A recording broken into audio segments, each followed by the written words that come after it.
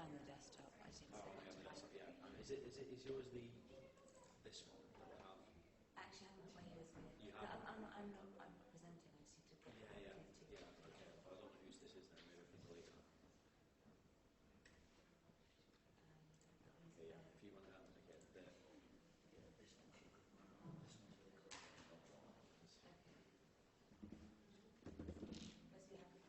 Yeah. Just these two speaking this session and just waiting for the chair.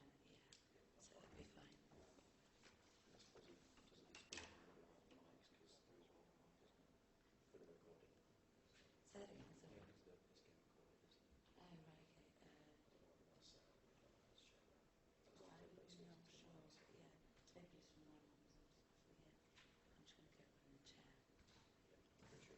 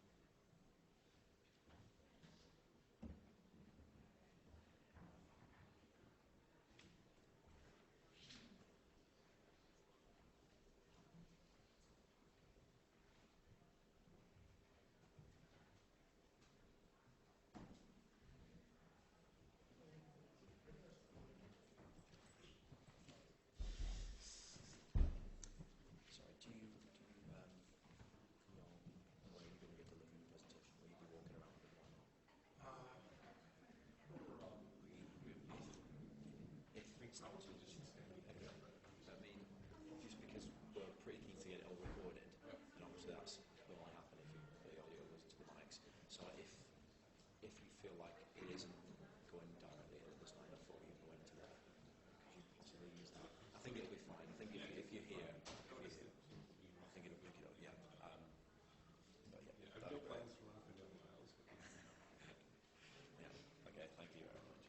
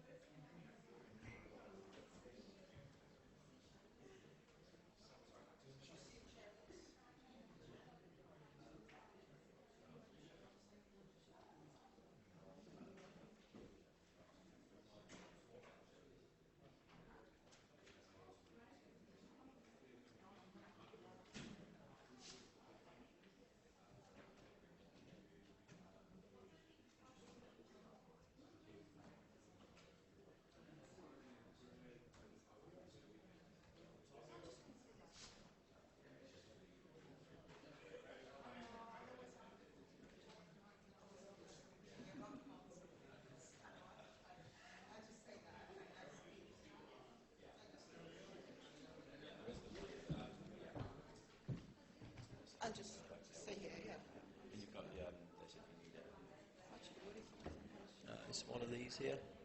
Has already opened. Yeah, that one. Yeah, it's better than I go first, I'm sure. Chris will have a more entertaining presentation. So it's boring as hell. Control N.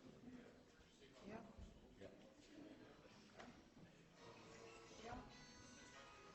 That's that if you need it. Yeah. Well, I'm gonna stay here anyway.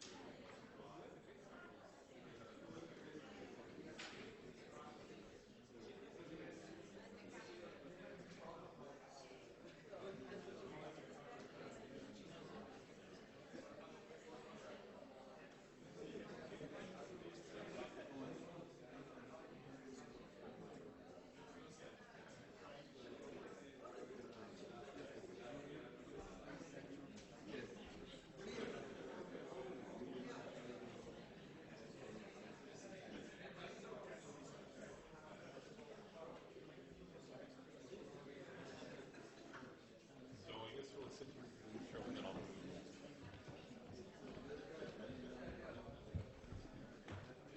And they said, if you're going to wander, if you want to Yeah, go you up and need to down do the rock star. Exactly. Sometimes they don't. Rockstar sort of like. I always feel very stupid with this mic. I come out with all these pathetic jokes whenever I have a mic in my hand. So I will refrain from moving and just sit in front of the microphone. Then I'll forget and start wondering and I lose it.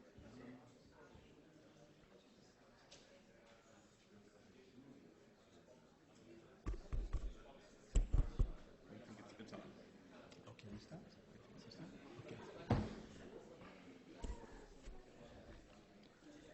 Good afternoon, everyone. My name is Herbert McLeod. You would notice in the program that the chair for this occasion is supposed to be Dr. John Page. Unfortunately, he's not here with us. So you have to make do with me. I am not an academic. I am more in policy. I've spent most of my life in policy. For me, it's very interesting as well because one of the most difficult tasks that in my previous life, working with UNDP, one of the most difficult tasks that we have been faced with in most countries is how to transform the public service reform. We've spent a lot of money, and the jury is out the extent to which we and others have been successful. I was looking at a recent study by DFID, CEDA, and I think Irish Aid, and they estimate that between 2003 and 2007, official development assistance in this area amounted to over 10 billion. So you see how important it is in money terms, and also the concerns of everyone about how we should improve public service delivery, how we should improve participation, how we should improve accountability. These are all the issues that we have been struggling with. And in my very recent experience with one government, when the new president came in and said, you know, we've got to change the civil service, I said, yes, sir, you have 6 months. After 6 months, forget it. If you don't do it in 6 months, you can't do it. It's one of the most formidable bureaucracies we have. We have two eminent presenters who would tell us about their own efforts and their experiences. And they will each speak for about 15, 20 minutes each, after which we would ask questions. But during the presentation, both of them said, please feel free to ask questions of clarification. We'll start with Professor Oriana Bandiera, who is the Research Program Director for the IGC State Program. She's also Professor of Economics at LSE and Director of STICERO. I should have also mentioned that I am Country Director for IGC in Sierra Leone. Professor Bandiera.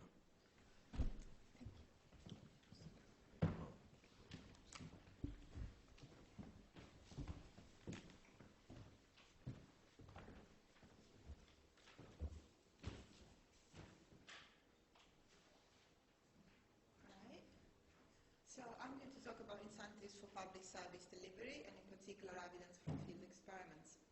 I start with a rather obvious point, which I don't think I need to convince you of, and that is the point that the public sector provides several key inputs to economic growth.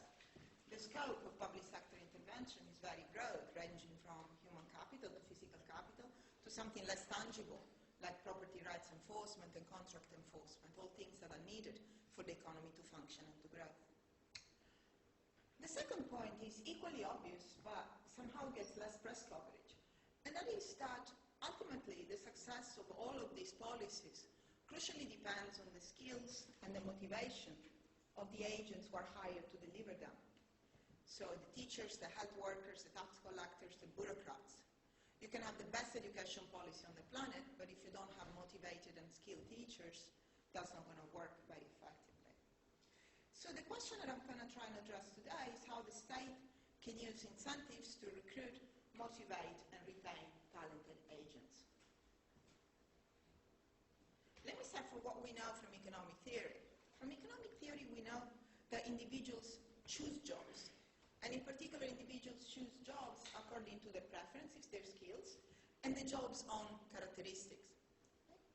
If we look at theory specifically about the public sector, and the survey evidence that accompanies this theory, we see that individuals who sort into public service jobs have something different about them. And what they have different about them is that they seem to have stronger pro-social preferences. That's a very fancy term to say that they care about others, or that they care about the way their jobs affect the life of others. Okay?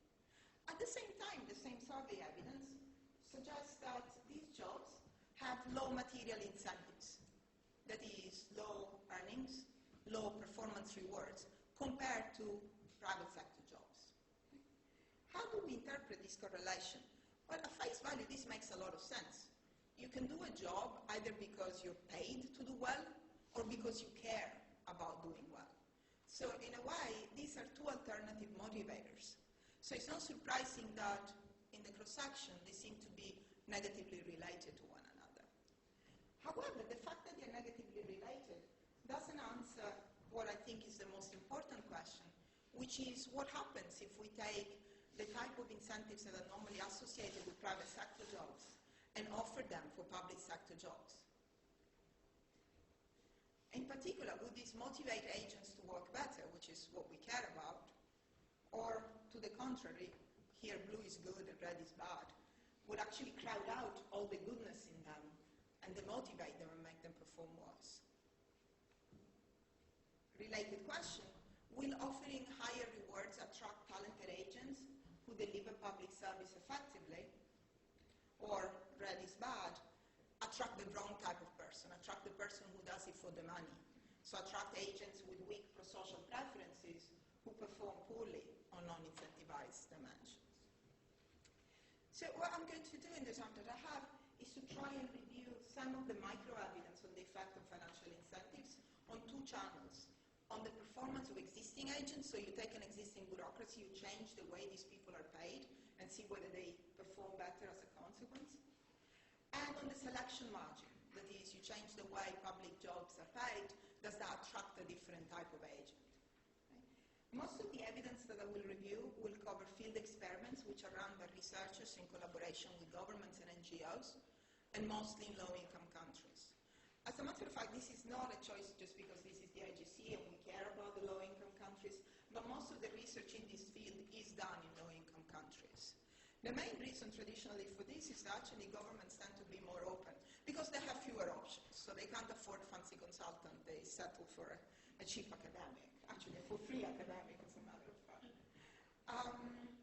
I will look at public service delivery exclusively. I won't look at politics because that's a completely different setting in the sense that people there are elected and not hired. So the type of incentives and selection issues are very different. So the first question, which seems to be quite trivial, because it says in the title, it says performance rewards, do they improve performance? Well, if you reward performance, you better hope that they would. The answer turns out to be less trivial than that. Let me first define what I mean by performance rewards. I mean any type of reward, like monetary bonuses, promotion, non-monetary recognition, a pat in the back, a gold card, for those of you who were here this morning, whatever is tied to performance. So you do something well on some dimension, you get the money, you get the promotion, you get the pat in the back. How do they work? The fancy term in economics is the principal agent model. In practice, what this means is that there is a person who hires another person to do a job.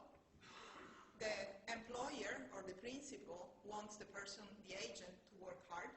The agent, like any agent, like all of us, would much rather sit back and relax. So the incentives, the performance rewards, are designed to reward the behavior that benefits the principal. Okay? So that now the agent works hard, not because he likes the principle, but because by working hard he gets this reward. All of this sounds perfectly logical, but there is no sense in which it is different in any type of jobs. So why should we look at the public sector specifically? Why can't we just take off the shelf all the evidence that we have from the private sector and apply to the public sector? Well, the reason is what I mentioned earlier, that the people who self-select into the public sector seem to be different on one important dimension. And that is that to some extent, they are motivated by the jobs they're doing.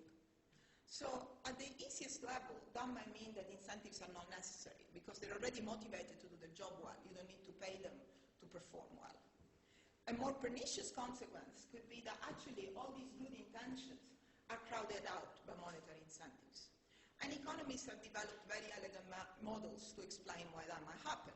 It might happen, for instance, the reputation channels that I mentioned there. It might happen because it ruins the reputation to be seen to be doing a good job for money rather than for the goodness of the heart. I'll come back to the signal value in a couple of slides. So the jury is out. Because on the one hand, you think you pay people, you give them something they want, that is money, to do something you want, that is perform well on the job, you expect that to improve performance. On the other hand, if this crowds out their intrinsic motivation for doing the job, it might actually backfire. So if we start looking at field experiments that have been run to try precisely to answer this question, the main message that we get is that performance rewards do what it says on the tin. In particular, they improve the measure of the performance that's being rewarded. Now, that's much less trivial than it sounds, because often what happens is that you can't measure every dimension of performance. And what happens on the other dimensions, other than the dimension which is being rewarded, is often more interesting. But let me just give you a couple of examples of experiments that worked wonderfully well, in the sense that you get a given set of agents who have no performance rewards, you give them performance reward, and their behavior changes precisely in the direction that you hope it would. So the first is the famous camera experiment. This was designed to tackle a very serious problem of absenteeism of teachers in Indian non-formal schools. The main issue there was not a matter of the teachers not working hard, it was rather that they weren't working at all. They just weren't showing up in the classrooms. So what the researchers did was to design an incentive scheme whereby they gave teachers a camera, and they asked teachers to take a picture of themselves with their classroom at the beginning and at the end of the day. And then they paid them a bonus as a function of the number of photos, valid photos, that they would send in. This worked marvelously well. So teachers who received these incentive schemes started showing up more often. And luckily, when they were showing up in school, they weren't just reading the newspaper, they were actually teaching. So students' test score went up as well. The other two examples are more standard bonus schemes for teachers. One is Bhatt-Hartik's, I guess there, is one of the most successful experiments run in India in the state of Andhra Pradesh, where they show that if you incentivize teachers, give them a bonus as a function of the improvement in test scores of their students, the test scores of their students go up. Interestingly there, this also has an effect on the subjects that were not incentivized, suggesting that once you teach students better to do math and to learn language, they also do better on other subjects. So what about all the crowding out concerns that we had to start with? Is there crowding out in these settings? Well, prima facie, we can't really say, because what we look at is a reduced form effect. So what we can tell from these results is that the crowding out, if it is there at all, is not strong enough to be negative. It could be that on a different set of people, the effect of incentives might have been even stronger than this. So there could have been some crowding out at the margin, but the effect of crowding out is clearly way smaller than the effect of the reward, because the ultimate net effect is positive. So to test whether there is crowding out, you actually have to measure this intrinsic motivation and see how people with high intrinsic motivation react to being given performance rewards. And this is what we did in this paper with my co-author Naam Ashraf and Kelsey Jack. We worked with an NGO in Zambia that was hiring agents to sell condoms. And we bring these agents to a so-called field lab, and we ran an experimental game with them to measure their intrinsic motivation for the cause. So this is selling condoms, so we measure their intrinsic motivation for HIV prevention. And so now that we have this measure, we know who's intrinsically motivated and who's not. We can test whether the effect of incentives is different depending on your level of intrinsic motivation. We find, as we expected, that motivation matters. So the agents who care more about preventing HIV also sell more condoms. We find, much less expected, that actually there is a positive interaction. So agents who have higher intrinsic motivation turn out to react more positively to performance rewards. Now, I don't think this by itself is just one observation, it's one piece of evidence. It doesn't rule out that motivation crowding out might be important in other settings. But as far as I know, the only study that actually measures or tries to measure, albeit imperfectly, intrinsic motivation finds that these two sources of motivation can actually be complements. So people are already motivated to achieve a goal. If you reward their performance to achieve the same goal, work even harder. So that was all the good news. The bad news has a much longer list. And this is despite the fact that there is publication bias, so that the most of the zero results that people obtain, nobody ever gets to see them.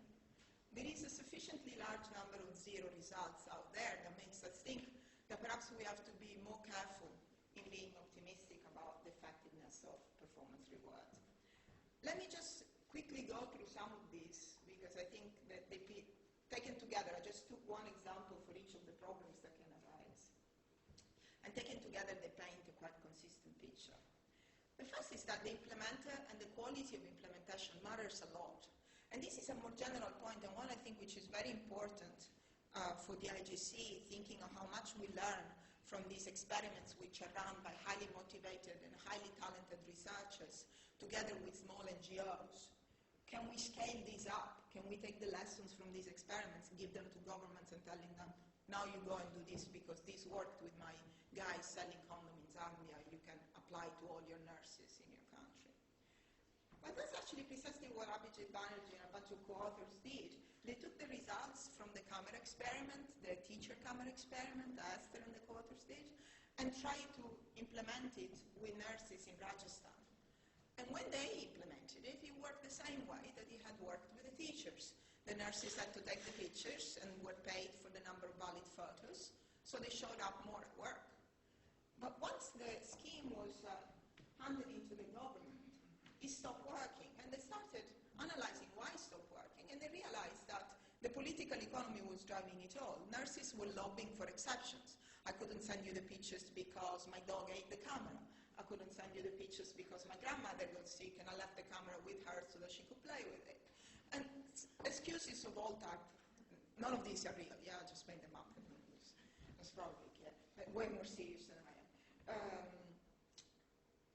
But the bottom line is that there is a fundamental difference between the capacity and the incentives, the capacity of implementation and the incentives of researchers who want to implement an experiment very carefully to make sure to measure effects clearly, and the capacity of implementation and the incentives of other parties, may this be government or NGOs, that might implement the same incentive scheme well as carefully, might be subject, not through a fault of their own, but might be subject to different pressures.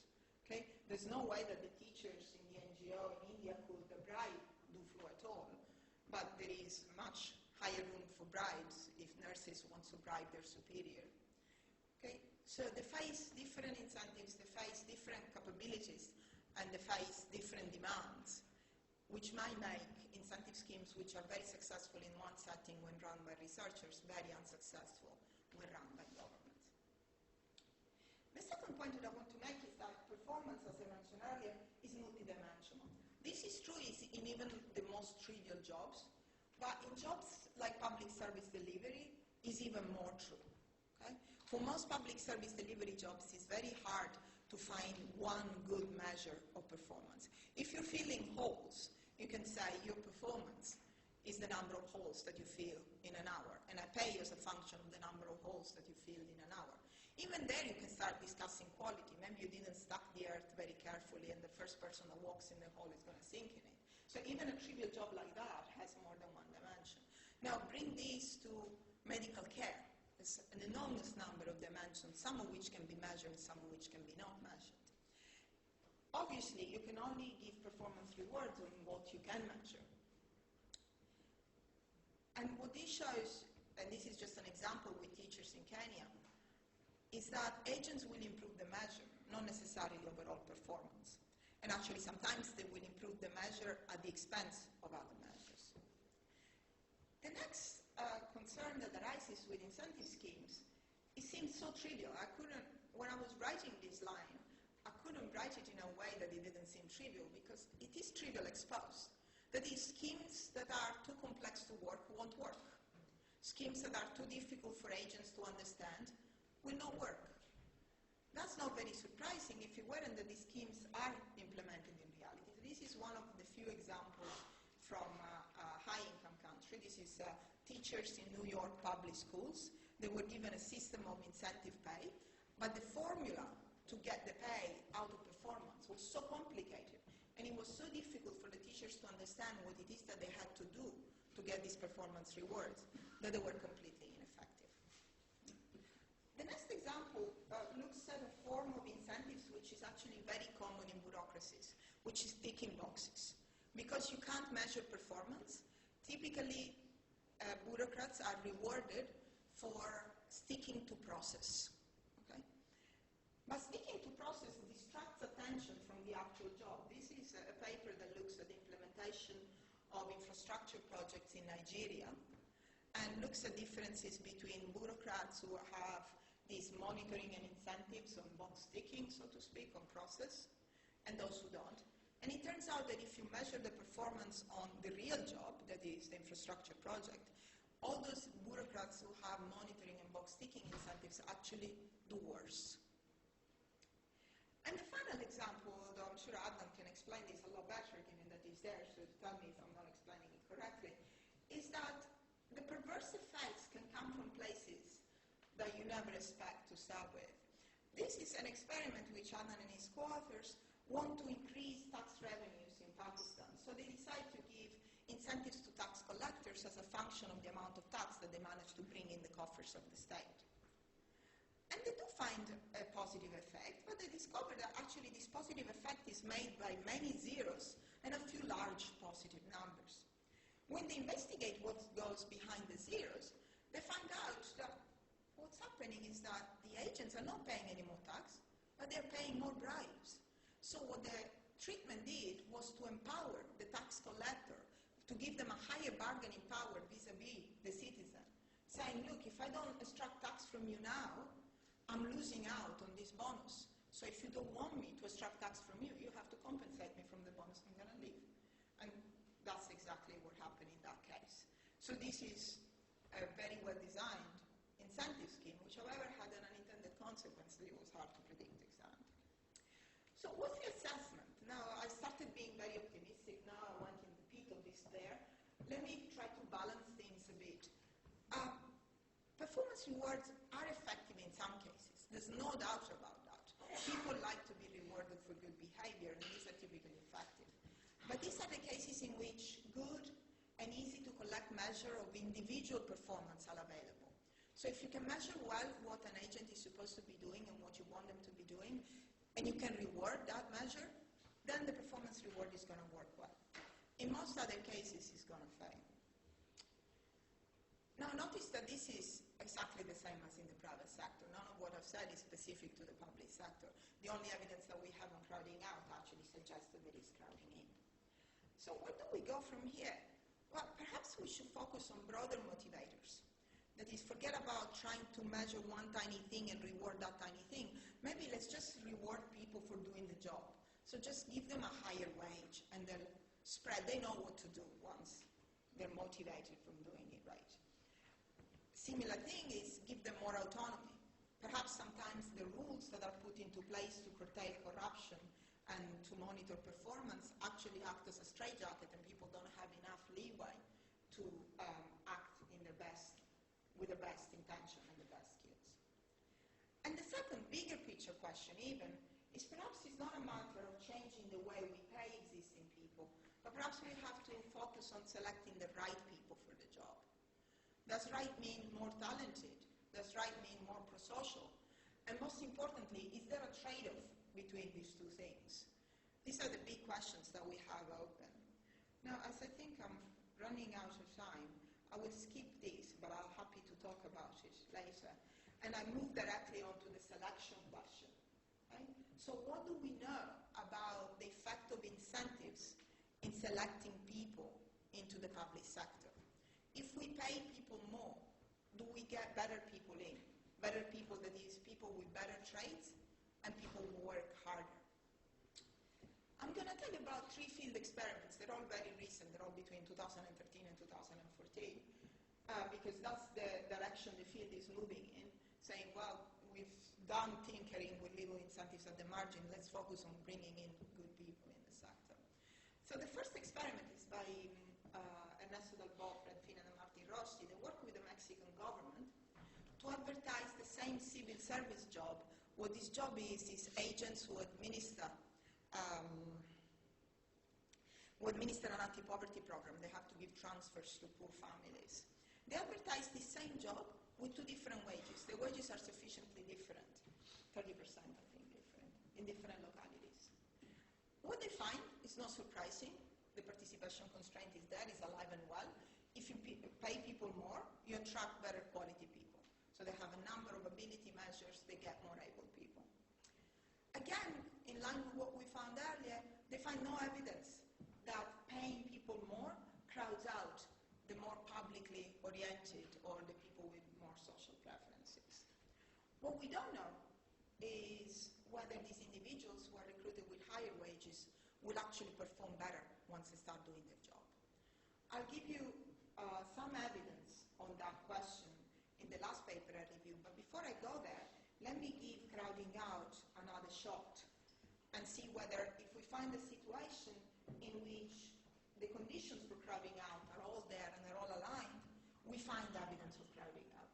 So this is a recent paper from a student of mine. She might be here. There she is, Erica. She can tell you everything about it. That works with BRAC in Uganda. BRAC is an NGO, you all know about it, to recruit community health promoters. Community health promoters have to do two things.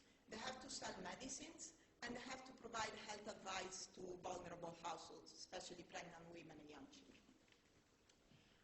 And what she does is that she varies the earnings expectations for the job the same way that Dalbov and Finan do in Mexico, across localities. And what she finds is that actually the earnings expectations act as a signal about the job.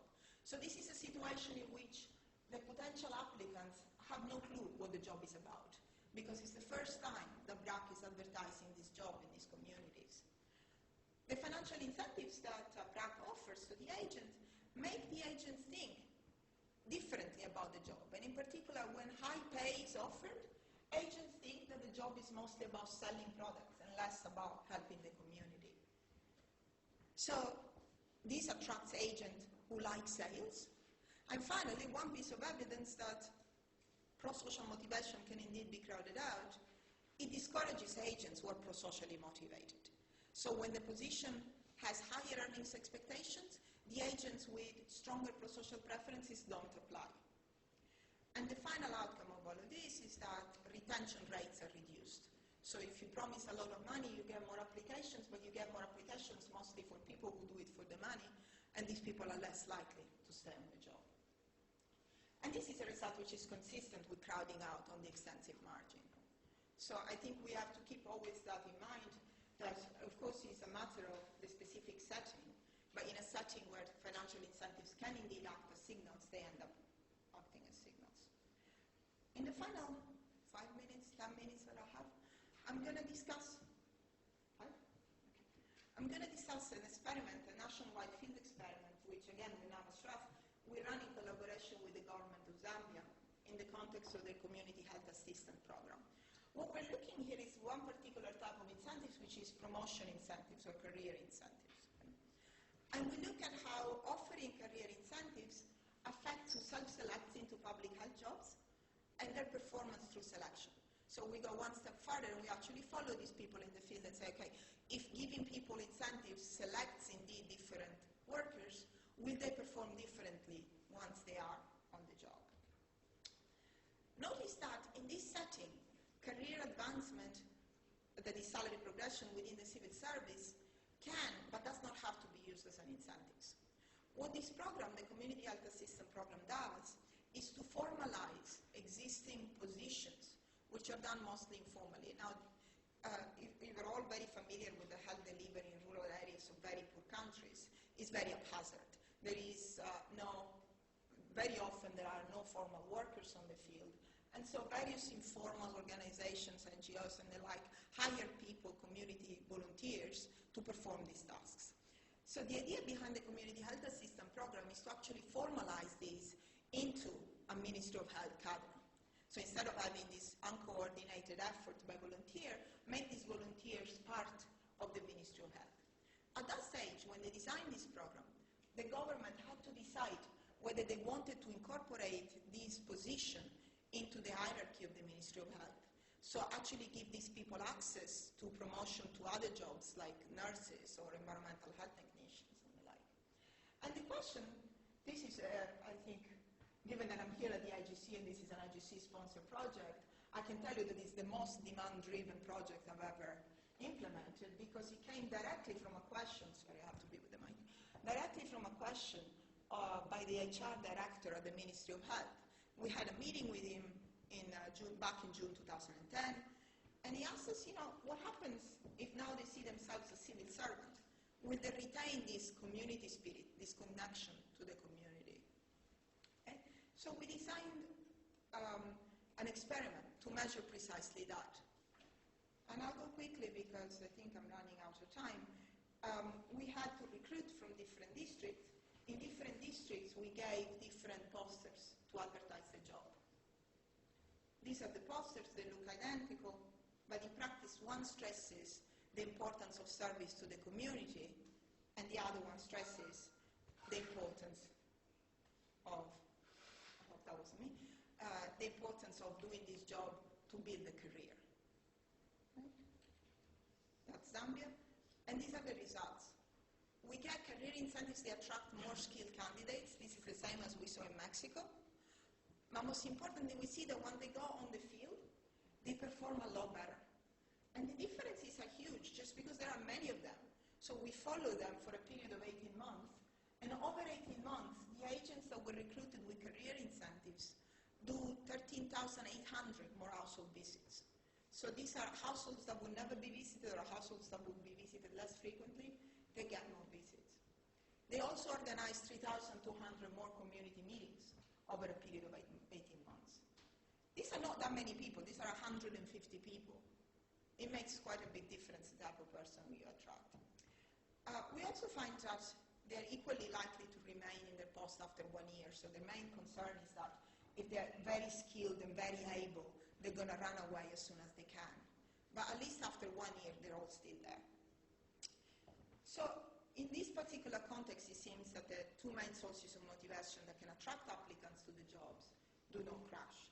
But of course, that is this particular example. They might clash in other examples. So what do we know so far? Well, we definitely have made some progress in understanding how to attract, motivate, and retain agents in public service delivery. But of course, there is much more to be done, otherwise we'd be out of work. So it's in my best interest to tell you there is a lot more to be done. But I truly believe it. And two areas which I think should set the scene for future research are the trade-off between rules and discretion. So does give agents autonomy, enables them, and empowers them to perform better? Or is it the equivalent of signing a blank check signed by the government, go buy yourself a house with a swimming pool? And the second issue, which we see nowhere, being worried about crowding out pro-social preferences, that we kind of shifted the focus from the most important and most effective thing, which is to harness social preferences. So how do you design incentive scheme that actually harness this goodwill and altruism that agents who seem to sort in the public sector often seem to have? So I'll leave you with those thoughts, and I think I give the floor to Chris.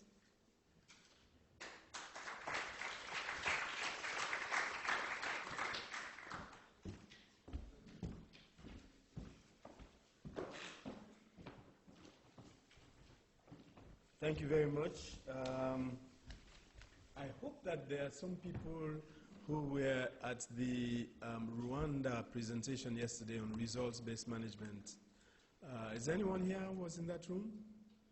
Oh, what a pity, because that was about motivating staff performance through individual assessment. And it would have been interesting for them to have, for you to have this dialogue. But we will get to the discussions later. Right now, we'll hear the experiences and results of work done by Professor Christopher Blattman, who is Associate Professor at International and Public Affairs at the Columbia University.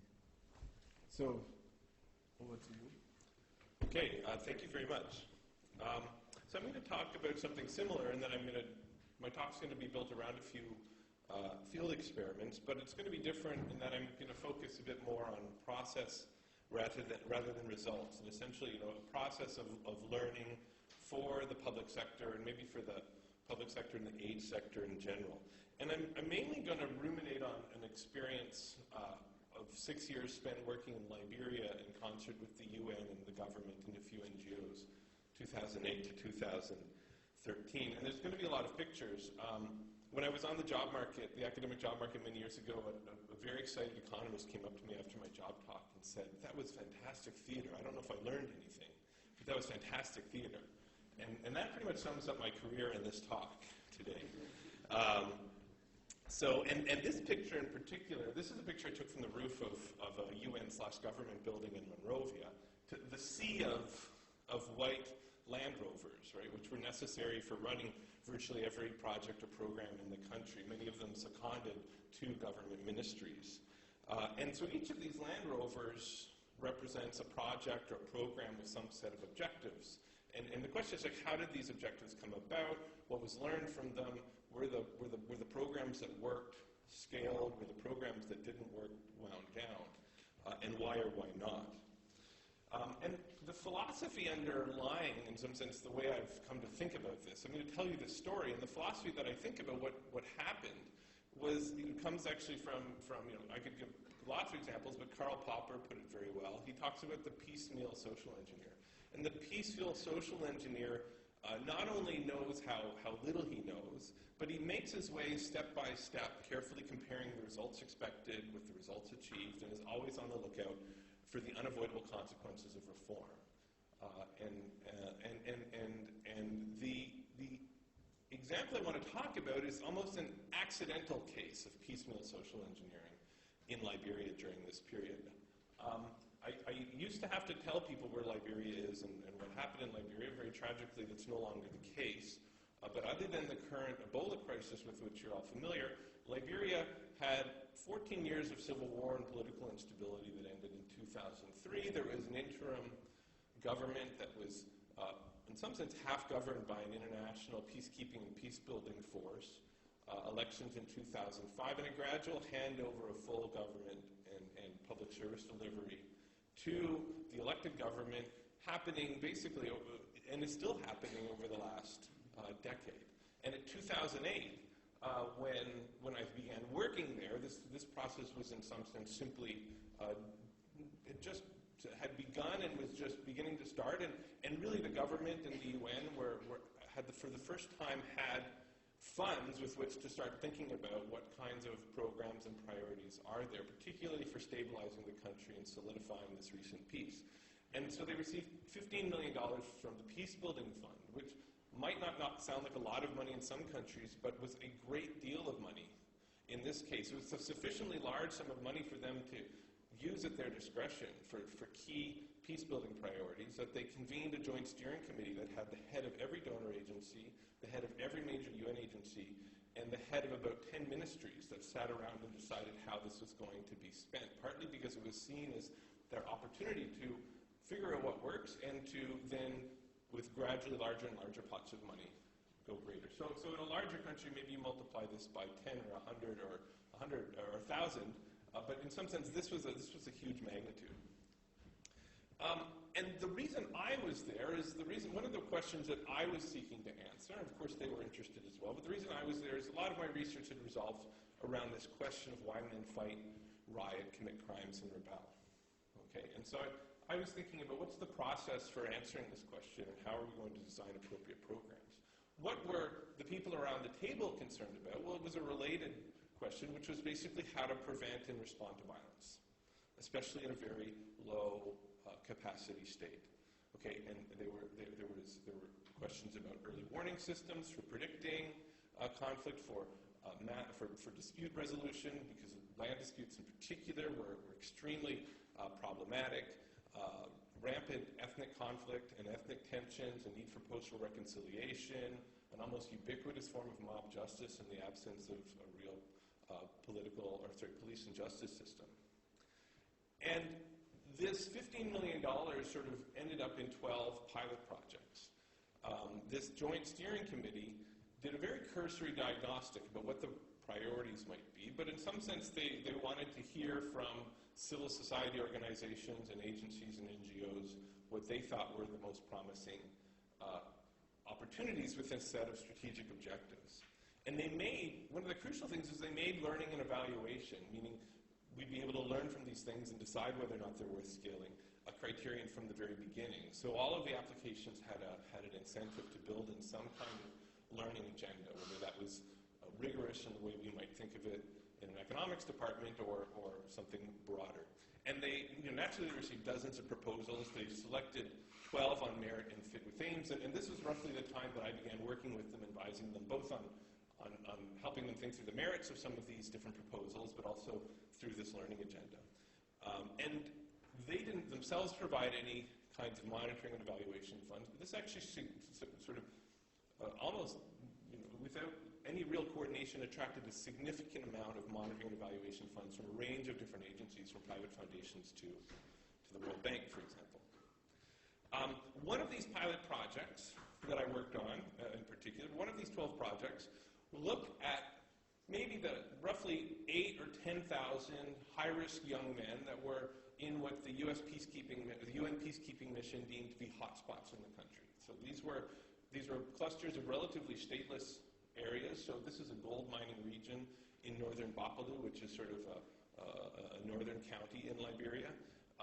There would be mining camps very far from the usual villages where thousands of young men, many of them ex-combatants, would be illicitly mining government or privately owned concessions for gold or diamonds. This is 2008, 2009. The price of gold is going through the roof because of the financial crisis, and there's a gold rush in the country towards this area.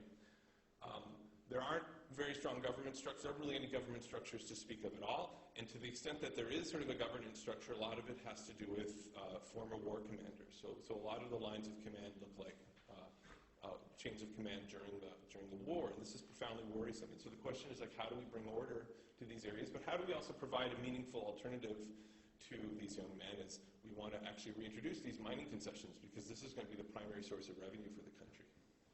And this was true of the illegal occupation of rubber plantations and so forth. Most of the resources in Liberia. And one of the ideas, which was in some sense quite controversial, was we're going to teach them to be farmers. Right? We're going to offer them 3 or 4 months of skills training in agriculture, teach them how to be reasonable farmers, design it for an uneducated, largely illiterate population, and some of them will be able to provide some capital, some basically startup tools. Okay, and this is controversial, one, because it's questionable whether skills is really what they require rather than a much larger infusion of capital. And it's questionable because why would you want to go from mining gold at the height of world gold prices and go and till the land? Right? Is this really what the high-risk young men of Liberia want to do? Okay, and we learned a great deal just by piloting this on a small scale and funding this organization to actually, test out this idea. We actually learned a great deal, irrespective of an evaluation, which I'll talk about in a moment. First of all, we learned a lot about how these hotspots operated. We learned a lot about what the high-risk men wanted. We learned a lot about these command structures. We learned how to engage them peacefully, partly because it wasn't initially always peaceful. And we also learned a lot about what incentives mattered to them.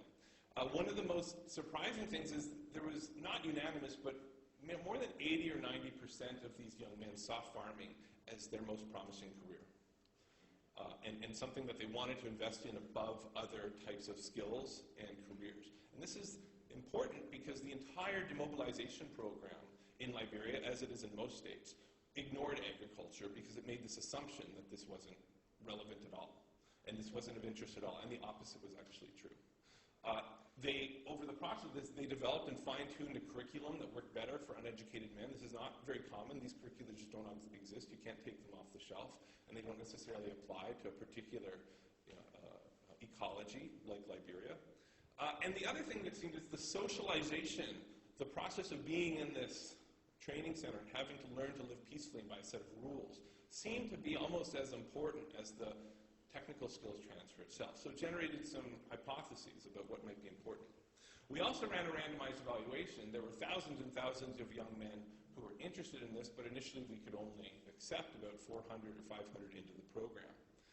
And so we did so by a lottery, and we followed these people over about 18 months, and we learned that there was actually, what we learned is that almost none of these men shifted out of these illicit and illegal activities, exiting them into agriculture. Almost all of them who began, so 50 or 60%, who engaged in these illegal activities, stayed in those illegal activities, but they shifted their portfolio of work by about 20 or 30% over towards farming. It's interesting, there's very close parallels to work by Steve Levitt in Chicago drug gangs. When wages rise, people don't shift out of the drug work, but they shift their portfolio towards the more remunerative profession. Okay, and this is you know, you don't have to be an investment manager to understand why this actually makes sense for people with lots of risky occupations. And so this actually made it much easier to start developing these mining concessions. At the time we were running the N-Line survey, a disputed election resulted in increasing violence in war in Côte d'Ivoire, and it was stopped by a French intervention before it went to scale, but about 500 Liberian mercenaries went over in total before it was ended. This is a picture of one of those Liberian mercenaries in Côte d'Ivoire. And none of our sample, whether they were in the program group or the control group, actually went to Côte d'Ivoire. The war ended very quickly, but an awful lot of them started moving towards, maybe 5 or 10% started moving towards the border and settled in border towns, which is where you would get recruited. About 5 or 10% of them were doing things like attending recruitment meetings or had made an implicit contract with an exchange of small amounts of money to go over. And this was about 20% lower in the program group. But interestingly, it was 20% lower, not just in the group that had received capital, right, but actually that had been promised the capital, but because of supply delays, had not received it.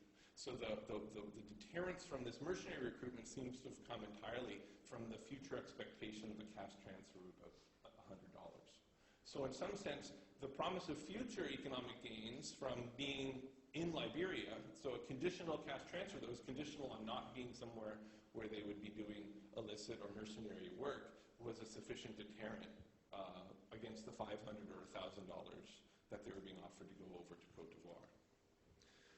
So looking at this, while we were still in some early stages of this evaluation and seeing some early successes and wanting to test this socialization hypothesis that we developed, we actually started another pilot. So we moved to the urban center. We went to the toughest urban slums in Liberia, and we recruited about 1,000 of the highest risk men we could identify. So the majority of these were drug dealers, drug users, petty criminals. This is a drug den that was owned by the Charles Taylor's former head of anti-terrorism, and he now operates several drug dens in the city.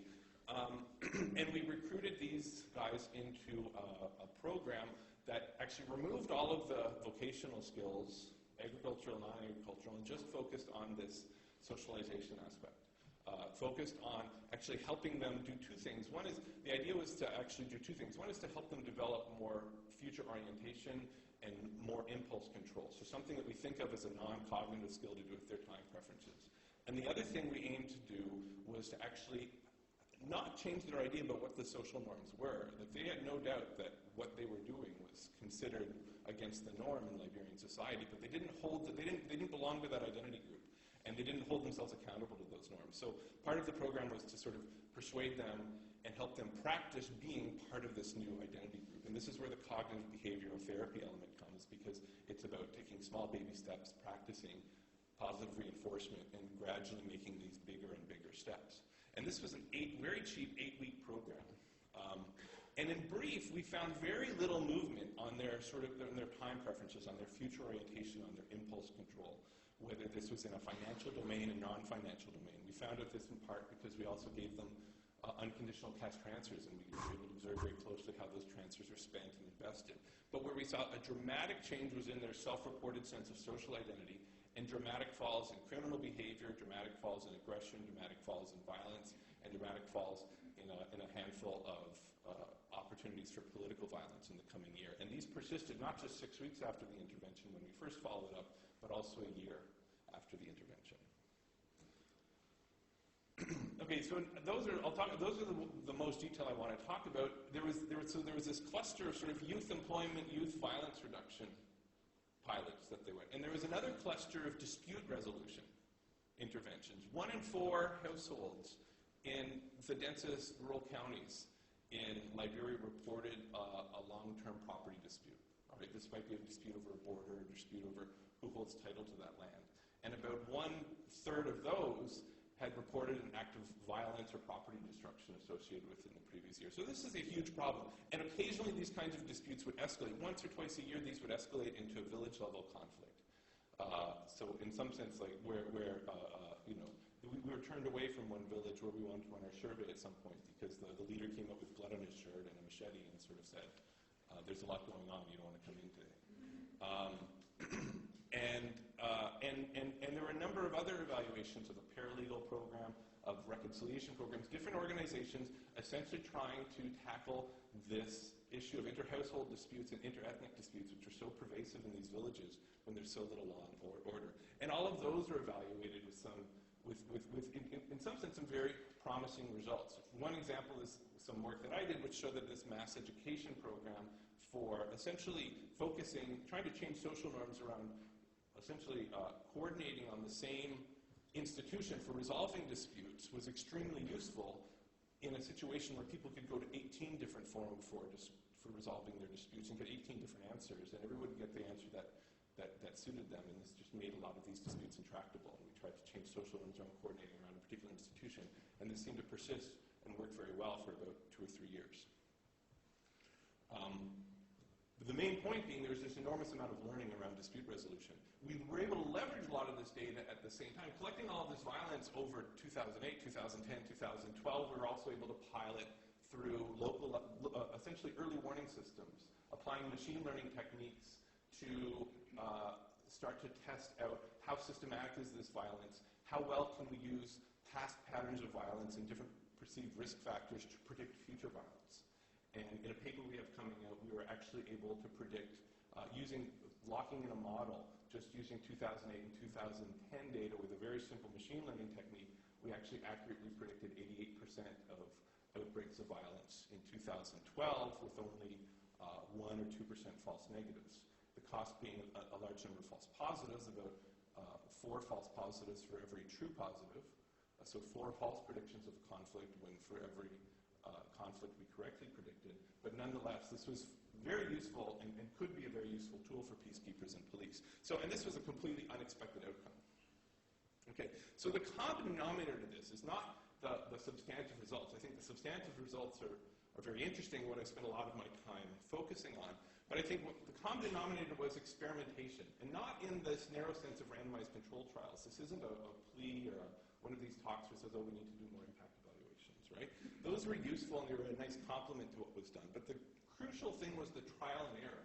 The fact that this steering committee came in with a set of strategic objectives and essentially allowed civil society, international and domestic, to sort of propose and try things. Okay, and this was profoundly successful on some of the unexpected lessons learned and the expected lessons learned. And so in principle, this is a process for learning and scaling what works. Okay, but the next step, which was scale up, was less successful. Okay, so this ex-combatant reintegration program we reevaluated, did scale up somewhat. So they built a second campus and they've continued to, they found funding immediately and they were able to sort of work through almost this entire group of 8,000 or 10,000 high-risk youth, and now they're moving on to others, this rural group of high-risk youth. So that's great.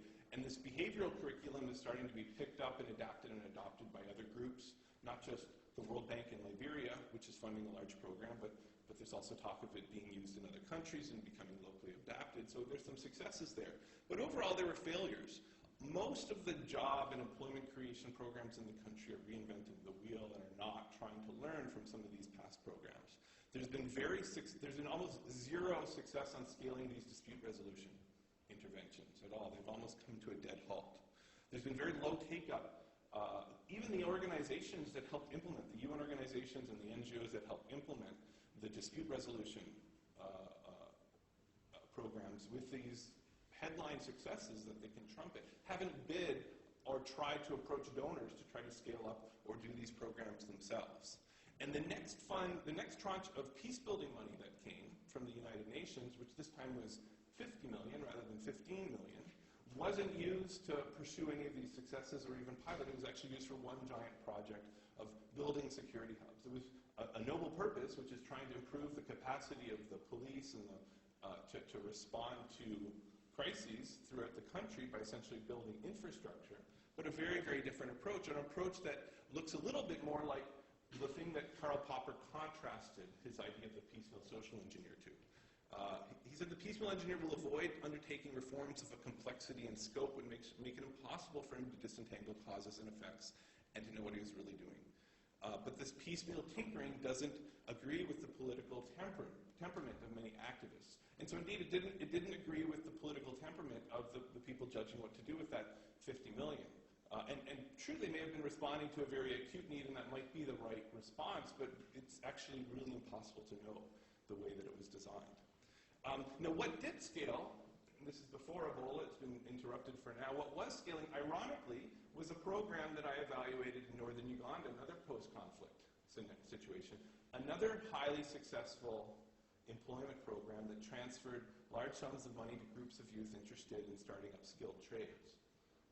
And youth would receive about $400 each, and over time they actually managed to increase their work hours by about 20%, increase their incomes by about 40%, about 50% were successfully practicing some kind of cottage manufacturing as long as 4 years later, including about 10% who had started their own formal firms and had started to employ other people. Okay, so why did this actually get transferred over to Liberia as a major potential World Bank program? Well, it had nothing to do with the person who actually evaluated the program.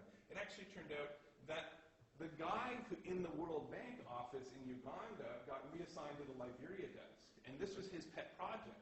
And he was so excited about it that he basically used all of his influence to implement it in this other context, which in some sense is wonderful. So here's this evidence-based program that is being scaled up, but ironically it's not the one that we'd been essentially piloting and trying to understand how it worked in that context. So, in some sense, at first my reaction was, well, it's all about people, it's all about connections. And of course that's always true in politics and policy reform. But, as I thought about it, I thought, really, who has the incentive and the ability to scale locally driven programs? Who actually has that incentive? The organization, the NGOs, as far as I can tell, are not interested, maybe not capable of running 100,000-person programs. They're very, very comfortable with programs that serve 1,000 people. All right? And maybe they'll go to 5,000 if all they have to do is a 4-week life skills training or something. But these are institutions, these are organizations that are not equipped or interested and certainly don't have the incentives to go to scale. The ministries in many countries would be the ones to have the capacity. And so maybe one of the missing links is just the absence of capacity in some of the key ministries in Liberia. That's surely part of the problem. The World Bank and the UN are in some sense the institutions that act in their stead, but there's this incentive to design the program manuals in New York and Washington still and put pet programs ahead of indigenous successes and indigenous learning. And it just so happens that there was this evaluation and evidence to support this decision in Liberia, but that's in some sense exceptional, as we all know. And so, so where does this put us? Well, the other lesson I draw from this is incredibly speculative, and it's striking to me that I can't turn to an academic literature in my profession or in closely related professions and actually answer this question. And that's partly my ignorance, I'm sure. But I had a call a few years ago from Lant Pritchett, who's a professor at the Harvard Kennedy School, and he said to me, he'd been calling everybody, and he said, I'm asking everybody the same question. I'm saying, who studies the political economy of reform? Who studies how policies and programs get made and what drugs? Who answers this question? And I didn't actually draw a blank, but I came up with 1 or 2 names, but I think they are all over 55. And they were looking to hire, right? But and he said, I keep getting the same 1 or 2 names. They're all over 55, and I can't find a scholar who can do this. And so I think this speaks to a gap that I think is very important. I think it's something where we can actually apply a lot of the tools, both the theoretical tools and the empirical tools we have, potentially have a more coherent answer. And if those in the audience do have a coherent answer and can relieve my ignorance, I'm also delighted to hear that. Thank you very much.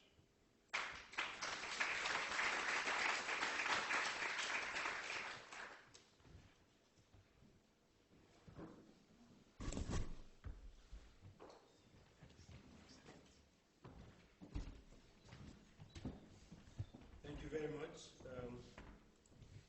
Chris, yes.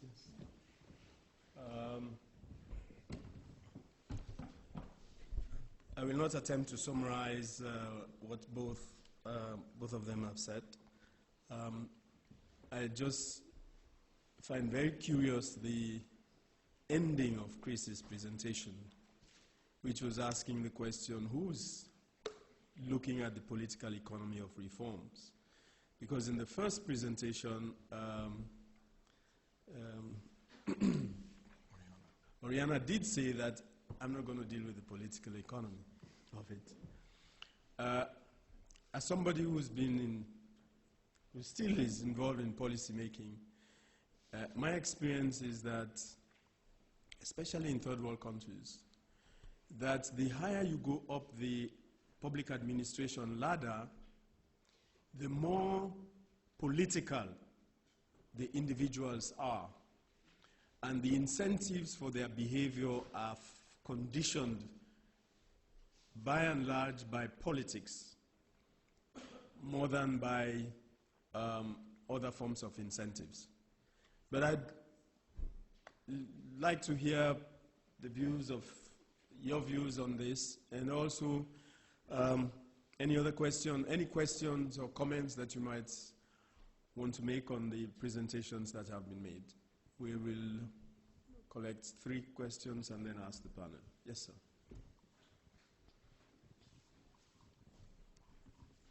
Thanks. I'd just like to start by saying I thought both were really extremely good. IDC is best. But what I want to focus on, I think, is Oriana's presentation. You basically focused on sort of 2 questions. One was the interaction of the economic incentives with the intrinsic, and the other was the selection by according to different degrees of intrinsic motivation. The sort of Akerlof story is not really a selection story. First and foremost, I think the Akerlof story is that an effective organization, most of his examples in the private sector, they build motivation. They basically get their employees to internalize the objectives of the organization.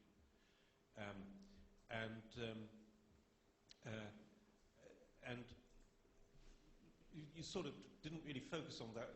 The strategy is to build internalization, which, and just let me suggest a couple of reasons why that might be really sort of fertile ground. And these are sort of trivial points, but one is, you're probably familiar with this sort of child psychology literature, where the basic thrust of the literature is don't use rewards.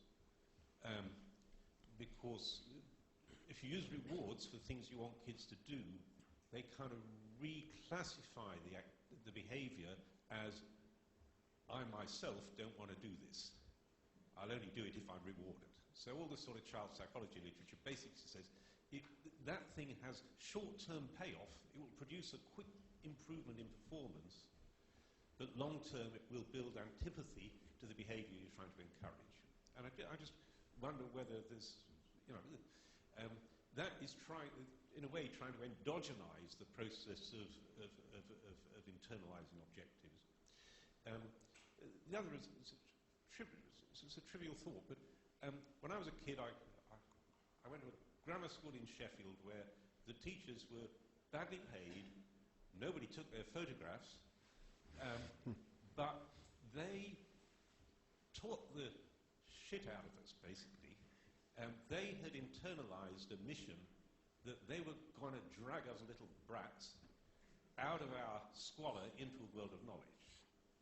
And isn't that how a lot of public service works? And we're looking at environments where the intrinsic motivation should be really pretty high for nurses to make kids better, for teachers to teach children, and yet they don't. And it's understanding that. It's not that the wrong people are going in, or I think it isn't. I think it's that there's something happens. I mean, there's a little study of student nurses in Ethiopia where they leave training college all wanting to be Florence Nightingale, and 3 years later they're stealing the drugs like the best of them, you know. So something happens in these ineffective organizations that leads to deterioration. And so I just sort of like your view on whether we should sort of shift effort from focusing on selection to building or destroying internalization. Thanks. I think this counts as 3 questions. He's asked me at least 3 questions. Do you mind if I answer? Go ahead. Because otherwise I forget many good points. So the bigger, broader answer is that that was the last point on the last slide, and that's what will keep me working for the future. You're right, I don't think we've answered the most important question, which is how to harness this pro-social motivation that people are capable of, and how we see it in many instances working and yet failing in as many, if not more instances. And so what makes it work in some instances but not others? And why are the others instances mostly in developing countries? So I think that is the key questions. Economists have been focusing on the negative, on rewards crowding out intrinsic motivation, and haven't focused on how actually to leverage it, to endogenize, to strengthen it.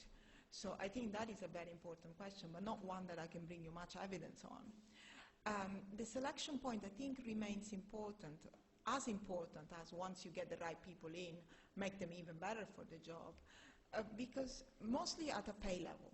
I think that you need a certain quality of people in the public sector. Think of regulators trying to regulate the financial industry. They are paid a tiny, tiny fraction of the pay that the people that they're supposed to regulate perceive. So where do you think the smartest talent is going to go? It's not going to be the regulator, it's going to be the regulated. That means that the regulated is always going to be one step ahead.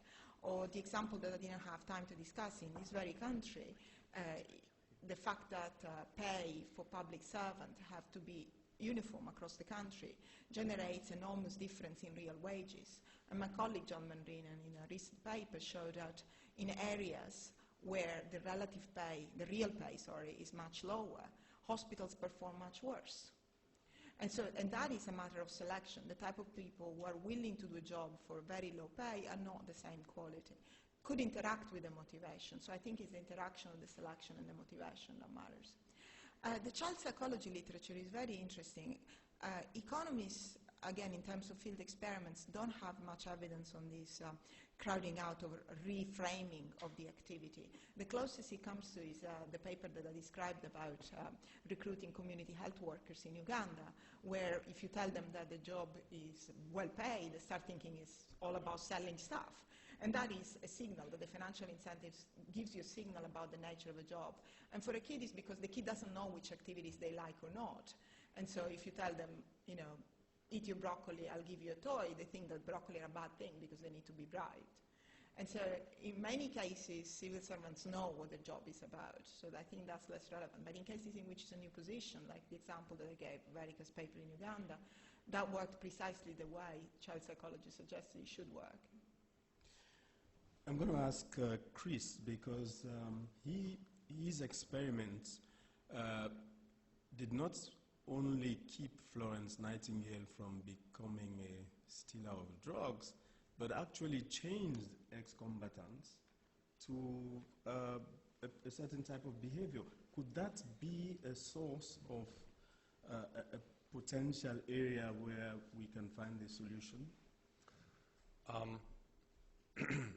So if an example that comes to mind is humanitarian aid workers. So working in these conflict zones, I spend a lot of time in this, anthropologically interested in this culture of humanitarian aid workers. I'm also married to one. There is, I think, some kind of identity that gets wrapped up in this notion of self-sacrifice, and when you enter, people are selecting into this partly because they, I think, initially share these preferences, but then there's a set of social norms and expectations and things that are learned and that they internalize over time, and then it just becomes almost, part of their DNA almost. And so when that kind of thing exists, I think we know from psychology and from political science that you can. It's in some ways there are straightforward ways to inculcate people into existing identity groups. if you're in a situation where the social norms are the opposite, where you actually, I think the example you gave, where this school is actually very good at cultivating this identity, and then they go out into the actual workforce and the broader social norms, that's a hypothesis, right? The broader social norms essentially turn them in the other direction. I'm sure there's lots of other incentives and things that do that. I don't know how easy that is to change. That's how do you create a culture of integrity is maybe a question, and I don't know that anybody really has a good answer to that.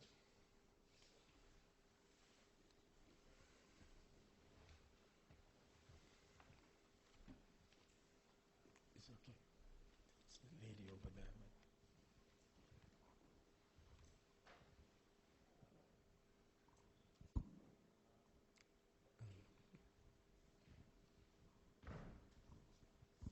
Thanks for your talks. I think something that came up kind of peripherally as well as in Paul's question was around the organizations themselves. I mean, my experience working with the public sector is that you work with many talented individuals, many of whom, some large, probably majority, have these pro-social tendencies and desires to help, but they're trapped in organizations that don't allow them to be effective, regardless of their original or even 5 or 10 years later on intention. So just wondering how we can think maybe about making the organizations better to take individuals who are fresh out of a program and to make them into capacious workers who are able to reach their both potential in terms of original capability as well as desire to serve.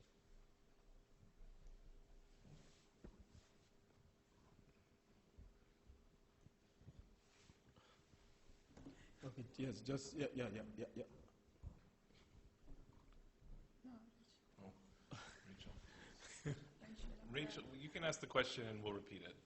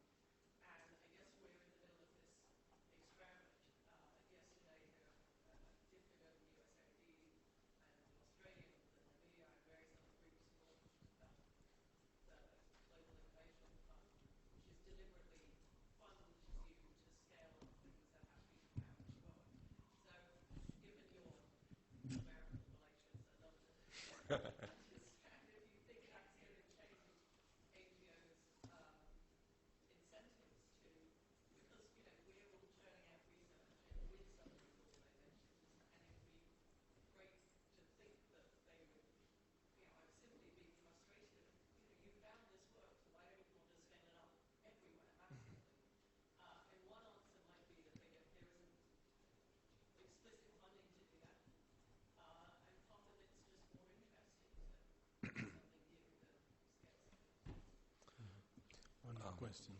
Should I repeat the question I'll repeat the question while the microphone goes to the next. So I guess the key question, this is for the recording, I guess the main question is why do NGOs want to work with 1,000 and not 100,000? And your idea, which it might be, are NGOs rewarded by the new idea rather than the proven idea? That's one. And the first question is, what lessons can we learn from the UK experiment? Well, it's more than an experiment, the experience where the civil service was turned around. Did we get that right? That's true. Although I think we're uniquely unqualified to even answer that question. One more question, please. Someone had his own?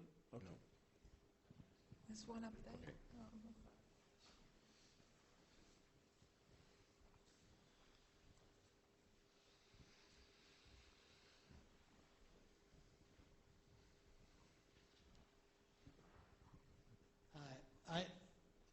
I think there's an absence of sociology from some of this discussion.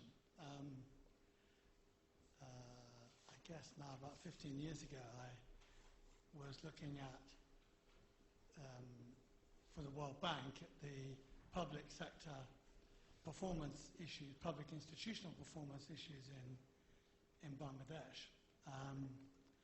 And if you're looking at societies which are in that kind of transition with highly kind of problematic, disembedded institutions, then in the end I used for a paper in public administration development, I used the Goffman work, Irving Goffman, asylums.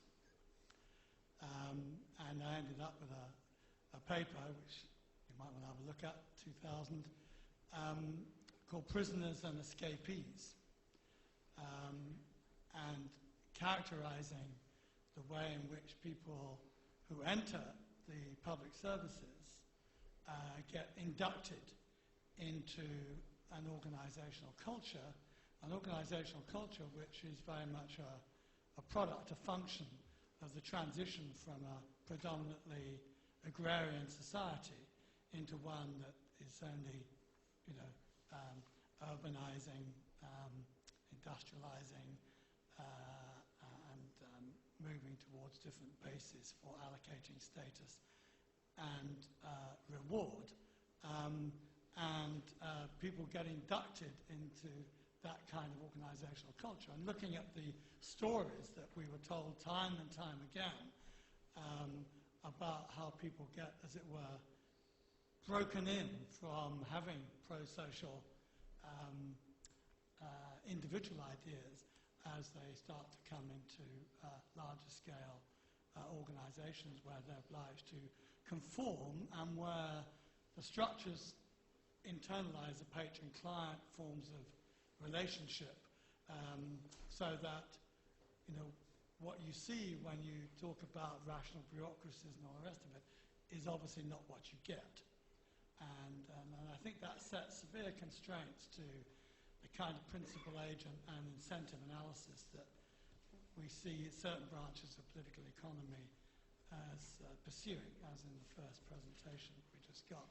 Just an aside here, interestingly enough, one of the reasons for the reform in the British public services are two sort of slightly separate processes. One is the novels by Anthony Trollope, which dissected the corruption within the pre-Northcote Trevelyan public service, civil service in the UK. The other, interestingly enough, was the deliberate colonial reform of the public services in India following the, whatever we want to refer it, the rebellion, the mutiny, or whatever, in the latter part of the 19th century. And in fact, it was the attempt to do reforms in India that washed back onto the reform process in the British public services. Did I have some? You want to start? Like 3 questions. Well, maybe I'll start with Rachel's question. So in some sense, what is with NGOs? What have I seen? I mean, the short answer is I don't know. So one thing that occurs to me is it has to partly do with the funding structure. The big donors who scale projects like the World Bank don't work through NGOs typically. They work through governments who do scale programs. USAID does work through NGOs. But they, I think, a cynical view would say they only truly go to scale when there's a security threat. And so there are large-scale programs in Pakistan and other places, but in the majority of the world, maybe a lot of the places I work, that's certainly not the case. But I think there's also, I think what I see in a lot of my work and a lot of my personal interactions with humanitarian organizations is that there's an intense personal connection between people who are delivering services and the people they're helping, and there's a very deep desire that runs counter to cost effectiveness and efficiency, in the sense that I've developed a relationship with this person. I have this group of 100 or 1,000 people that I'm helping with my program. I now have a connection with them, and I have more of a connection than with the 1 million people who are not in my program. And I want to continue to give services and help these obviously needy and in many cases deserving people whom I already have this connection with. I just value them more than the others whom I don't have this connection with. In some ways, there's parallels there to the agrarian society patron-client relationships. These aren't evil, corrupt relationships. It's partly about feelings of moral obligation and cultures of moral obligation. So but again, I haven't read the ethnography of aid workers that sort of reinforces that, and I can't even imagine the randomized control trial. And then, speaking to you more a little bit what you're saying, a friend of mine is a guy named Andrew Mwenda, who's sort of an outspoken journalist and opposition figure in Uganda. And he says, he has this line that sticks with me, is he says, Uganda and Africa will never have rational bureaucracies until the presidents are born in cities and not in the village. He talks about these old men who are 70 years old, who are in the presidency, come from this more traditional mindset, come from a system where a set of moral obligations isn't necessarily the same set of moral obligations and precepts that we associated with sort of like these modern rational bureaucracies. And it's probably transitioning, but these things happen over generations and not over years. And so I see an element of that. How you speed that transformation, and assuming that's even our role as outsiders, which in some sense relates to Eric's question, I don't know how to answer that. But I see echoes of that in a lot of my daily interactions. Not my science, but my interactions.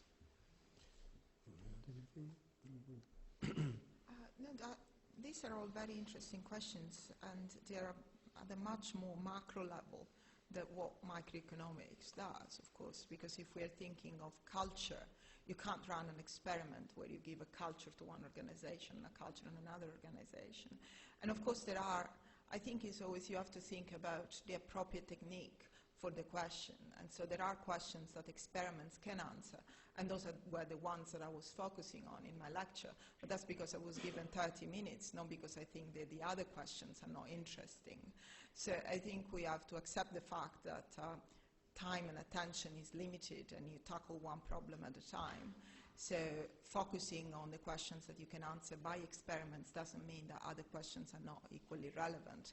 But some questions, like the ones that Rachel posed about the reform, why do institutions work in one setting and exactly the same institution fails in another setting, those are not questions that are amenable to be answered with these techniques, but by no means are questions that should be ignored because they can't be answered with a given technique.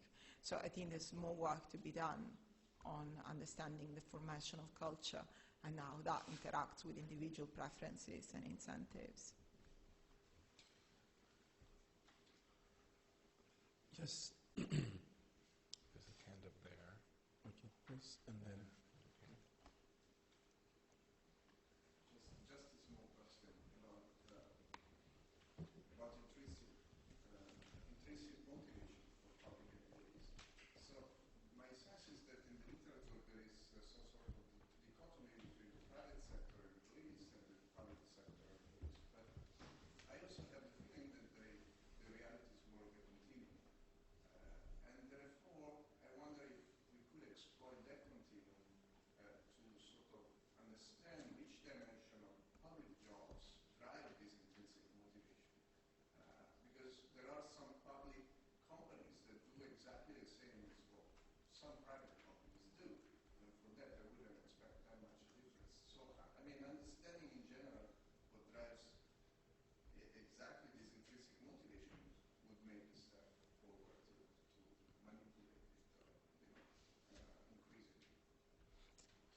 And to add to that, do different jobs render themselves more amenable to certain types of incentives?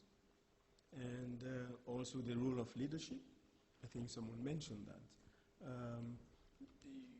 Where you have a strong leader that applies negative incentives in the form of sanctions, that could affect the way in which incentives are perceived. And so we'd like to hear some reactions to that. Yes. Thank you. My name is Hamish Nixon from the Overseas Development Institute. Both really interesting presentations, as has been already said, and I think seemingly disparate, but one link that I saw is that the diversity of evidence in the first presentation really points to the need for the kind of experimentation that Chris's presentation points to. A quick question on each. Chris, you mentioned two distinct challenges. One is having small programs which are able to learn, which is the first challenge, and then bringing them to scale. And I think you focused on the latter problem as being the more difficult one. But I wanted to ask you about the first problem, which is what was it about the support fund in Liberia that allowed these pilots to be learnt from? Was it because they were pilot in scale, they were small programs in a small country? Was it because there was a very clever researcher available on hand to make sure data was available from which to learn? Was it because somebody built these learning programs into it? Or was there some other type of individual staff type reason why these disparate programs from the same funding stream were learned from? Because I think that's actually not a trivial challenge. I think it's one that's needed. And the second challenge about going to scale, I mean, what's clear from the lesson you draw is that the problem is entirely, or if not entirely, nearly entirely with the donor, in that the incentives somehow are running against those who are able to scale doing it. And I just wonder if there's something to be drawn from an analogy with venture capitalism here, where the job of a venture capitalist is not to come up with the ideas, but to rate the evidence for whether or not the ideas are going to work. And of course also tolerating a lot of high-risk investments along with the one that pays off. And my quick question, Oyana, for you was about other non-salary type incentives other than autonomy, and this comes from my experience working on sort of public financial management and services, which is what would be the impact on motivation if just the salary arrived? So rather, can we do an experiment not on the amount that people are theoretically paid, but how much they are actually and when they are paid? And similarly, I think there's scope for experimentation around operating budgets, money that staff have in order to do their job. And I think a lot of the countries of concern to this group, the really basic baseline that you have a flat salary just for doing your job isn't even fulfilled. So it's pretty hard to experiment on top of that. Thank you. Yes. Tony Addison from UN Wider. Chris, any lessons from the research about Liberia's recovery from the civil war for the current situation in Liberia and Sierra Leone as we hopefully look forward to the recovery from Ebola? You want to start? Sure. So how are we able to do this in Liberia? Maybe most important was just a very peculiarly open-minded set of leadership in this committee. And maybe it's easier to be open-minded when you're confronted with a blank slate, really, after so many years of disorder. And when people really have a sincere sense of we just don't know what to do. I think there are different people have different reactions to that situation, and this group went towards we need to figure this out. And I think it was fortuitous to have researchers around who could actually help them make that a little bit more formal. And so in some sense it was a lot of it was luck. And then what lessons for Ebola? I mean, what I don't know about Ebola in Liberia could fill volumes. You know, in some ways it comes back to state capacity. My understanding is just the complete inaction, the inability of the state, especially the health system, to act on any measure. And then the continued failure to act even from senior political leadership and from the international community, with a couple of rare exceptions. There was just in some sense, that's precisely the wrong time maybe to like hesitate and pilot on a small scale. I think this is one of these areas where I think they know what to do, and people, whether it's the international community or the government, didn't do it. I don't know. Someone will tell that story, that tragic story, in a year or two, maybe. I don't know the answer right now. So I see very few lessons. I think they know what to do, and it just needs to happen. Yeah, There's so also, don't forget. many questions. I Yeah. answer them in reverse order. What about start paying them in the first place? That's a very good point. It's a point that researchers coming from Western Europe and the United States don't even conceive of, but actually most of these people never get paid. So the main challenges that we face with the Zambian government is that the CHI, the community health assistants, they were given these beautiful career incentives, but then it took forever for the wages to arrive. I don't know of any existing experiment that actually makes that as a treatment, pay people on time. But we are currently working with the government of Punjab to make sure the procurement officers get their budget on time, because they're assigned to buy certain goods and they have a year to buy them, and the budget often arrives at the very end of that year. So there's not much you can do if you don't have the money. So we're trying to, with Adnan here who smiles knowingly, that we're trying, and it is difficult. It is difficult even to implement that treatment, just the idea of actually giving people the money that allows them to do what they're supposed to be doing. But we're getting there, hopefully. By next growth week, we'll have some results of what happens if you actually give people what you told them that you would give them. Coming back to your question, the reward versus punishment. From the point of view of economic theory, these two things should be perfectly equivalent, because whether I reward you for doing something or I punish you for not doing it should have the same effect. But that's economic theory. And that's no intuition. Everybody has the exact opposite intuition, that rewards are going to work much better than punishment. The punishment, unless it's very, very severe and people do it just to avoid the punishment, is going to be demotivating. And I've tried, in a past life, I was running experiments with incentives with firms, and I've tried to convince firms to compare a reward scheme to a punishment scheme. And no business owner would ever do that, because they should. A punishment actually demotivate people.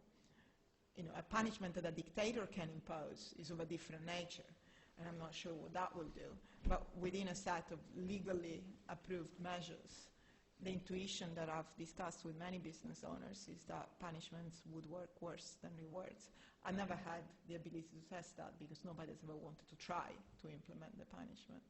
Well, the one thing I'll add there, actually, is there's this partly, people like me who've studied child soldiering and military recruitment, and people like Suresh Naidu, who's a colleague of mine at Columbia who studied American slavery, and people like Daron Acemoglu, and who's written some theory papers on feudalism, all look at coercion as a motivating device. Most labor contracts in history have been coercive. Mm-hmm. And people work. Maybe not as efficiently as they could, but so with the common denominator, when does coercion work? The coercion works when people have very poor outside options, and especially well when the person who's doing the punishing controls the outside option. That's what I'm saying, that within legal, exactly.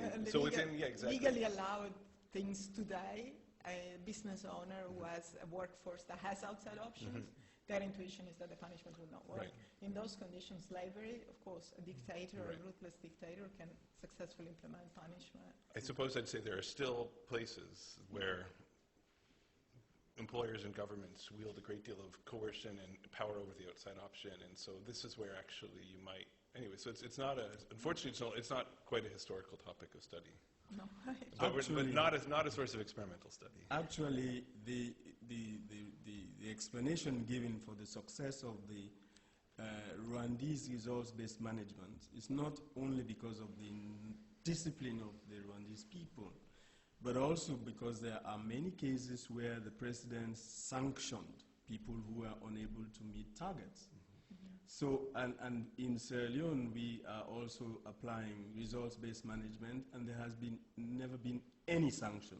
So what we have is that people have low levels of targets, and everybody gets high marks. And in the same time, you get like the Ministry of Water being the first, and everybody complaining about water supply. So you may be right, but in the public service, as distinct from the private sector, there are cases where I think it works.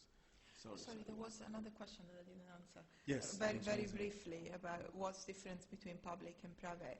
I don't think it's the difference between whether it's provided by the state or by a private firm, but it's rather the nature of the job, whether the job entails externalities for society as a whole, and it's jobs that entail positive externalities that attract people who have those preferences. So I don't think that the nature of the provider it can make a difference, but for what I was discussing, it's mostly the nature of the job rather than the identity of the provider. I'll just, Oriana, I'm asking this question in the backdrop of India. My feeling is that the functioning of the public sector organizations are not uniform in a country like India. Now, historically, for example, in the eastern part, the public sector organization or governance as such is very slothful and it's not very functioning properly. But in the southern and in the western India, the governance is better, and in turn the public sector organizations are relatively functioning much better.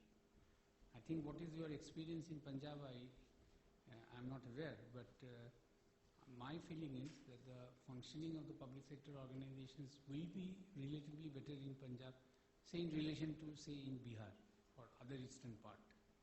So to what extent the social conditions determine the trajectory of the functioning of these organizations? For example, in Italy, what is the track record of the public sector organization in the southern Italy in comparison to the northern Italy? It is very much related to the historical legacy and the evolution of the land-tenure system. I would like to have a little bit.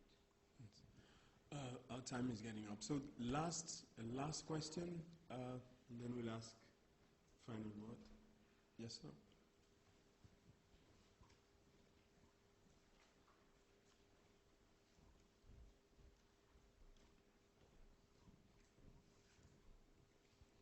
Thank you. I just wanted to respond quickly to the question about Ebola. I think I'm probably unique in this room in being the only person to have been employed by the Liberian state a month and a half ago as Ebola was taking place. I was an ODI fellow in Liberia. And I think it's an incredible example of where not only state institutions, but also the international world really failed and was incredibly complacent about the dangers of Ebola. I think it's incredibly sad, but when we look back at that time, most of us look now and think, well, what the hell were we doing? Why didn't we realize earlier that this was a bigger problem? And the exponential growth that comes with an epidemic is so fast and so quick that actually you don't realize when you're in the middle of it how dangerous these things are and how bad it can be. The Liberian state, if we're honest, it failed. I think in the health sector, it's incredibly depressing because it's one of the sectors that's received the most support. Liberia's had 10 years of peace, 10 years of millions and millions and millions of dollars being poured in from the donor community trying to build state capacity. And in that time, a lot's been achieved, but at the end of the day, all of the log frames, all of the consultants, they couldn't build a state that was able to deal with the shocks that came when Ebola hit. And I think that's an interesting story that we need to learn from, and we need to think about what kind of institutions we can put in place to be able to deal with those problems in the future. I think it's also really important that we take some of the lessons from Chris's studies when we're thinking about responding post-Ebola. We're hoping, of course, that this will become under control over the next few months.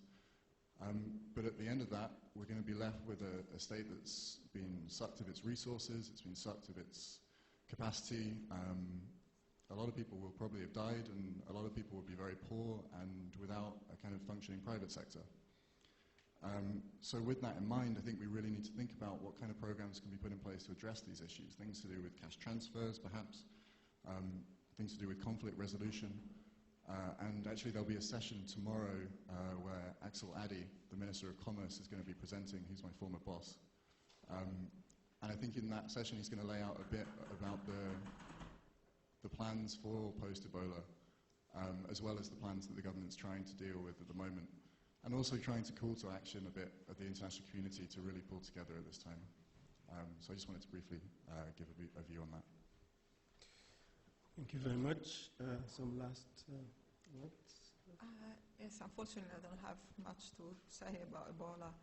And about the question of different functioning of governments who actually have the same institutions and yet appear to function very differently, it comes back to the question that Rachel asked about, you know, the civil servant in the UK was turned around, civil service was turned around, and yet the same structure was imposed in many of the ex-colonies, and we see a variety of performances within the same set of institutions. That's a very big and very open question. Nobody knows how these things vary and why they vary to some extent, to this extent. In terms of our experiments, of course, we always have to take into account the context. And of course, if you have a completely uncooperative government, then it's not even worth starting. But at the same time, you have to take into account the cultural context, because things which are seen positively in some contexts can be seen negatively in others. And there are plenty of examples of experiments that worked in one context and were completely ineffective in others. So the lesson for people who run field experiments is to be culturally sensitive, try to understand what's appreciated in a certain culture. But the bigger question is what determines culture, and that I don't have an answer to. So a lot of the questions were an interesting contrast to what we both talked about, which was very much incremental and micro level, and asked, I mean, important questions about how you change organizations, how you improve institutions, how you shape cultures, how you build states. You gave an example of 10 years of pouring an immense amount of money and effort into building the capacity of the Liberian state, and maybe a complacency or wondering why didn't that have an effect. I think Karl Popper would probably regard this idea that a state can be rebuilt by piling in time and money over 10 years as this kind of utopian fiction that misleads a lot of policymakers, misleads a lot of activists. I think realistically, if you look at the historical record and the little data we have, I think building states, getting a place like Liberia from where it is in certain governance indicators to the level of a Pakistan or a Vietnam or a Kenya is, if it improves at the fastest rate in human history, is 10 or 20 years. And if it improves at the best rate of maybe the first of the 10 or 20 best improving governance indicators in human history, we're looking at 50 or 60 years, right? And if it improves at its current rate, it's close to infinity before it reaches there. So I think these kinds of, as long as we're on these 3 and 5 year time frames for thinking about stability and state building, we're just deluding ourselves with the kind of project. So moving incrementalism into this notion of state building, I think at least making that part of the conversation, which it is not, is very important. Well, in closing, let me just perhaps whet your appetite about the Ebola session tomorrow. We will be saying that contrary to the popular reaction that really health systems were weak, we feel, or at least I personally feel, that what has happened is that the fault lines in these states, which were masked by the apparent growth, were just revealed, unmasked by Ebola. And clearly, not only the state failed, but the international community, the circumstances and so on, we will be describing. But in thanking our excellent presenters, I just want to make one point, and that is based on my experience and my experience in a couple of developing countries in Africa. In the first place, I think incentives, the effectiveness of incentives vary according to the grades of the people. At very lower grades, incentives matter. From the point at which you become appointed at assistant director level and onwards, in these countries, the appointment is based on political loyalty and patronage. So the behavior of people is a function of that. How do I maintain that patronage? How do I maintain that my position through political loyalty? It doesn't matter what kind of incentive you give me. If the incentive, if I do need those incentives, I would get out of the public service. But I'm getting more. From that level, from assistant director level onwards, the incentive really doesn't matter.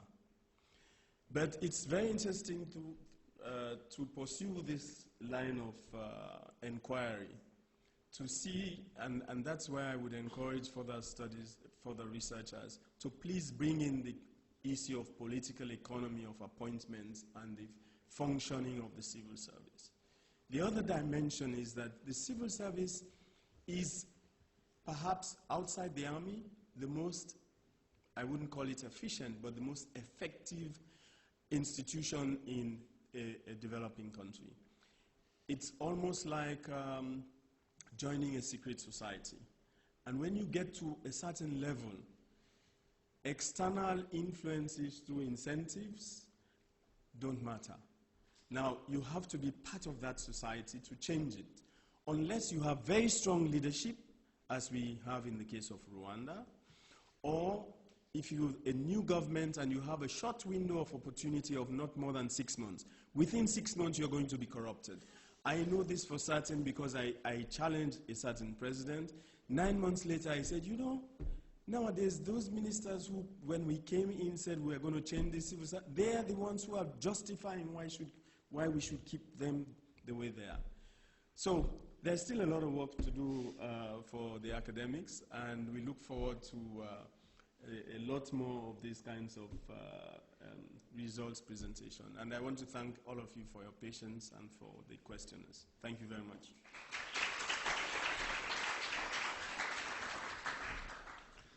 Thank you. Thanks. Okay, thank you. Thank you. That's very interesting what you just said. There are actually some work looking at how postings are used to reward and punish people. Yes. Both in India and Adnan is working on a similar project in Pakistan. Fantastic. There are so many things to talk about. Yes. Thank you very much. Okay. Thank you. Wonderful. Fantastic. Thank you.